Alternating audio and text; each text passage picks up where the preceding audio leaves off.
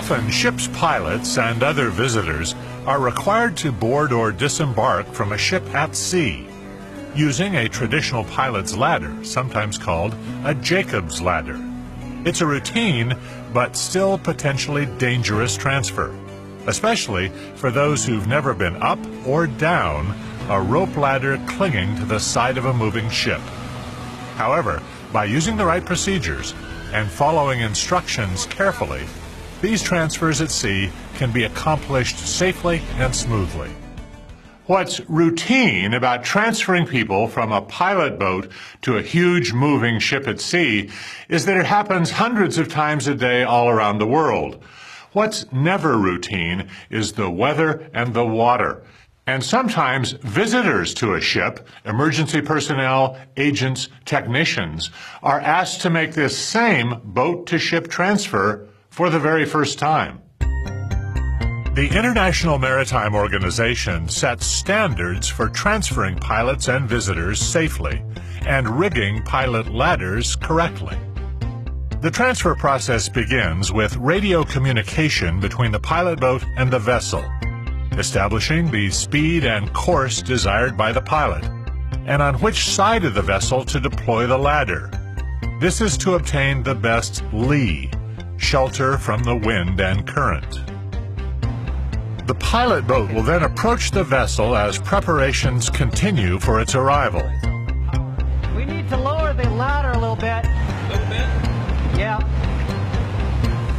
Safety of life at sea, or SOLAS regulations, require that the ladder be rigged properly and secured at the correct level relative to the accommodation ladder on the vessel and the pilot boat's deck. Well, the pilot ladder will be deployed, and hopefully it will be deployed under the SOLAS regulations that require the ladder to be of certain construction, the steps to be of certain uniform dimensions, and the ladder will be properly secured. And at nighttime, of course, there will be a light shown. There'll be a sailor available with a line for our bag. They'll be available to throw a life ring should one be needed. And that we mate usually with a radio in communications with the bridge so that any difficulties can be communicated with the captain on the bridge of the ship. Pilots and any other visitors transferring to a vessel must be prepared to use the pilot's ladder properly and safely. That means wearing a life vest or float coat, hopefully with a whistle, light, or built-in emergency locator. You must have proper shoes or boots for a good grip on the rungs. Keep your hands free so they're both on the ladder. And above all, listen carefully for instructions from the pilot boat's skipper and mate. The transfer begins by heeding instructions from the crew for proper position and timing. Then stepping, not jumping, onto the ladder at the appropriate time. And finally, climbing carefully up the ladder with both hands on the ropes. I think the best advice that we can give to them is to be patient and not jump on the ladder. So let the pilot boat come in, make its landing, hold itself to the ladder, and there's a sense of stability then make your step to the ladder. No jumping. Whether you're climbing up or down the ladder, the same basics apply. Note the size of the swells to get your timing and to step at the top of the swell.